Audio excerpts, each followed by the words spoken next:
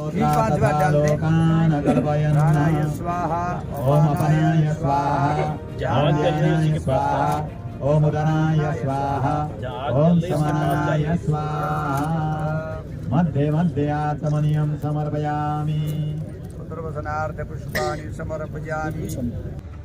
आज के इस भूमि पूजन कार्यक्रम में आए सभी बंधुओं को मैं प्रणाम करता हूँ। पिछली बार जब कुंभ का आयोजन था, उस समय जब नेत्र कुंभ की चर्चा चल रही थी, तो हम सब के मन में बड़ा संशय था कि लोग कैसे आएंगे। कुंभ में तो लोग देने के लिए आते हैं, लेने के लिए कोई नहीं आएगा, ऐसी एक पुरानी परंपरा थी। और मन में एक संशय बना था। फिर गांव-गांव में, इधर कौशाम्बी में, यमुना पार जिला में, प्रतापगढ़ में, गंगा पार में विचार परिवार के लोगों द्वारा संपर्क कराया जाए, ऐसा चर्चा हुआ। और घर घर में भी संपर्क करने की योजना महानगर के अंदर में बनी कि लोगों को कैसे लाया जा, साधन लगाने पड़ेंगे, सब बातें लगातार हुई। और ईश्वरी कृपा ऐसा रहा कि हम सब जो लोग यहाँ बैठे हुए हैं, आप में से लगभग सभी लोग उस नेत्र कुंभ को अपने आंखों से आपने देखा होगा। हमारे अपेक्षा से कई गुना ज़्यादा प्रत्येक दिन 5,000, 6,000, 7,000 की भीड़ लगातार आती थी। अंत में कभी कभी रोकना भी पड़ता था लोगों को। तो अपने आप में कुंभ तो पूरे विश्व के अंदर में एक चर्चा का विषय बना ही, उस कुंभ के अंदर में नेत्र कुंभ भी अपने आप में एक बड़ा चर्चा का विषय बना। और इस बार इस महाकुंभ के अंदर में जो इस नेत्र कुंभ का जो आयोजन हो रहा है, ये अपने आप में एक अद्वितीय है। पिछले बार के सफल आयोजन के नाते सरकार ने भी इस नेत्र कुंभ पर विशेष चिंता किया, ध्यान दिया है, बड़ा भूभाग दिया हुआ है, सब प्रकार की चिंता। और उनका एक तरह से ड्रीम प्रोजेक्ट कह सकते हैं, तो ये सरकार के द्वारा भी यह नेत्र कुंभ अपना है। ये पूरा का पूरा सफल आयोजन, ये सब समाज के सहयोग से होने वाला है। और ये हम सबको मालूम है कि शासन सत्ता जितना भी अपना कर सकता है वो करता ही है, और समाज में जिसका एक बड़ा व्यापक प्रभाव पड़ता है, वो समाज के द्वारा जो आयोजित कार्यक्रम होता है उसका बहुत दूरगामी प्रभाव होता है। कुछ वर्ष पूर्व भी कोरोना के कालखंड को हम लोग याद करते हैं तो अपने को ध्यान में आता है, देश के अलग अलग राज्यों की सब सरकारों ने बहुत कुछ किया, पर सरकारों से 4 कदम आगे बढ़ करके समाज ने जो काम किया उस काम को कोई भूलता नहीं है। और पूरे विश्व को यह विश्वास हुआ कि सच में समाज की शक्ति वो सर्वोपरि शक्ति है। ये जो नेत्र कुंभ है, ये पूरा नेत्र कुंभ समाज के सहयोग से इसका आयोजन होने वाला है। 1.5 महीने तक चलने वाला लंबा शिविर, यहाँ आने वाले लोगों की भोजन की व्यवस्था, जगह जगह यहाँ पर रहने की भी व्यवस्था कुछ लोगों को की जा रही है। जो लोग दूर से आने वाले हैं, रात रुक सकते हैं, तो उनको रुकने के लिए व्यवस्था भी प्रशासन से बातचीत करके लोग करा रहे हैं यहाँ पर।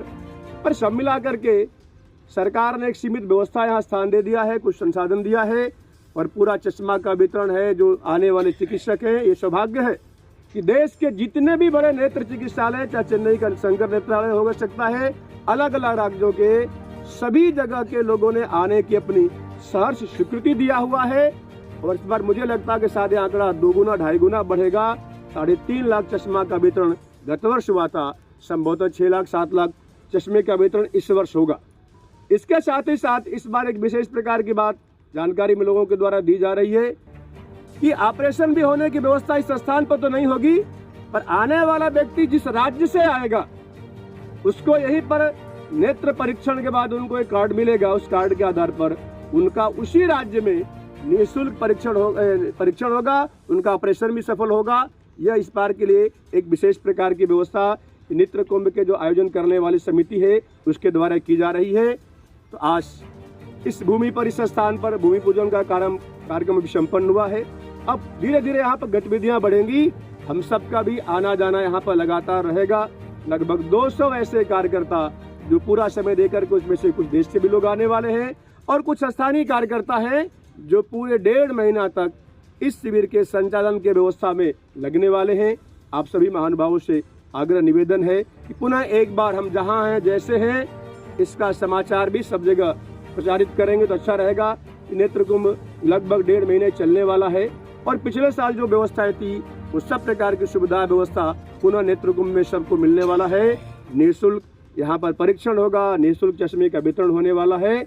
आप सभी लोग आने वाले इस नेत्र कुंभ में सादर आमंत्रित हैं और इसके प्रचार प्रसार में हम जहाँ हैं जैसा है वहाँ से अपना महत्वपूर्ण अपना योगदान करें। इतना निवेदन आप सबके करके अपनी बात को मैं समाप्त करता हूँ।